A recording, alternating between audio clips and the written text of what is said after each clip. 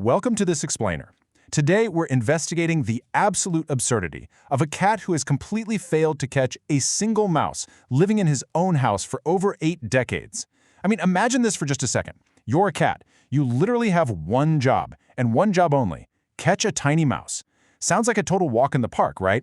But what if you were tasked with this single mission day in and day out, and you never, ever, actually succeeded? Well, today we're decoding one of the most famous, hilarious, and kind of deeply fascinating mysteries in entertainment history. So, let's dive into this ultimate mystery. Why on earth does a guy who builds genius robot traps and actual rockets still fail every single time? Is Jerry really just that much smarter? Is Tom secretly just terrible at his job? Or, is there a hidden, deeper reason why Tom never actually catches his tiny rival? We're going to break down the tactics, the history, and honestly, some pretty mind-blowing theories that will completely change how you view this classic chase. Just think about the sheer scale of this. Imagine trying to complete one single job every day for more than 80 years and never succeeding once.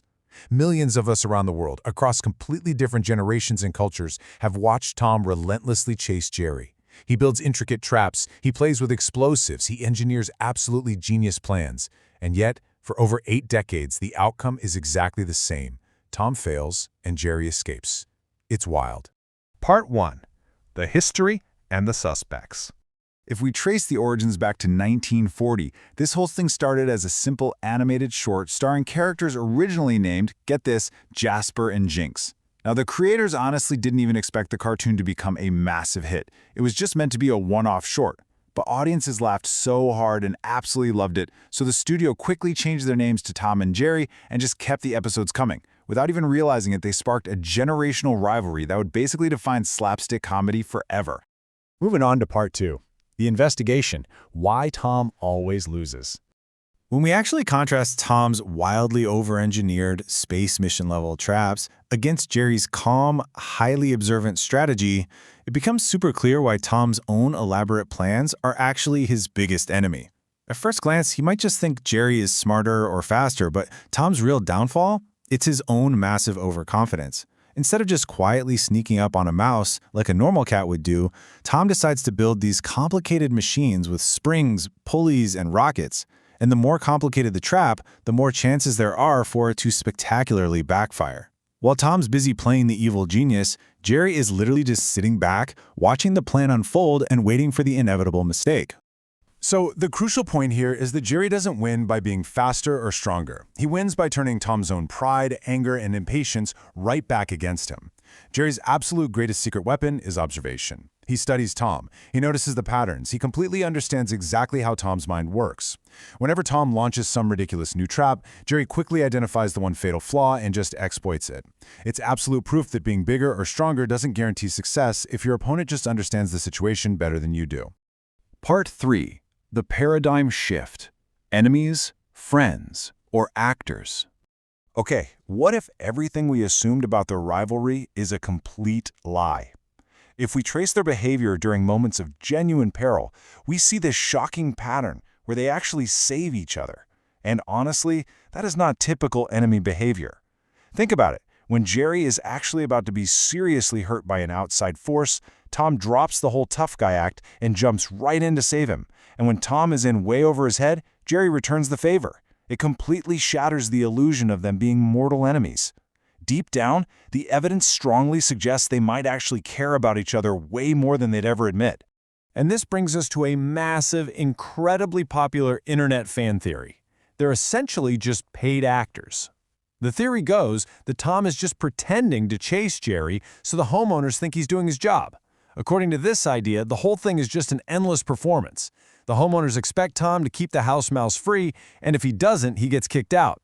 So Tom fakes this vicious chase, Jerry pretends to run for his life, and together they put on this elaborate show to maintain the status quo. It actually perfectly explains why neither of them ever truly tries to finish the other off. To really test this theory, we have to ask the ultimate question. What would actually happen to Tom if he succeeded? What if there were no more last-second escapes? Let's imagine the impossible for a second.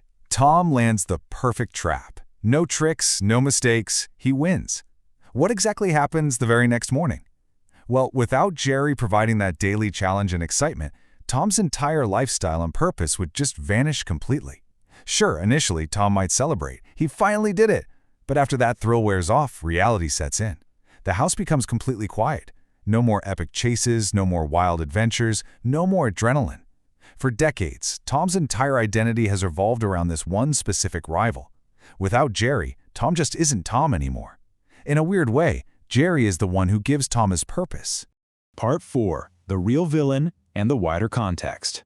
If you actually look closely at the evidence, a lot of the time, Tom is literally just minding his own business. He's sleeping peacefully until Jerry actively starts trouble.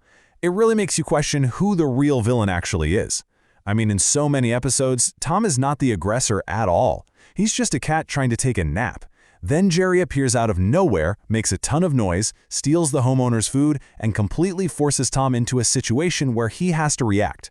It kind of makes you wonder if Tom has been unfairly labeled as the bad guy all these years, when really he's just trying to maintain some order in his own home.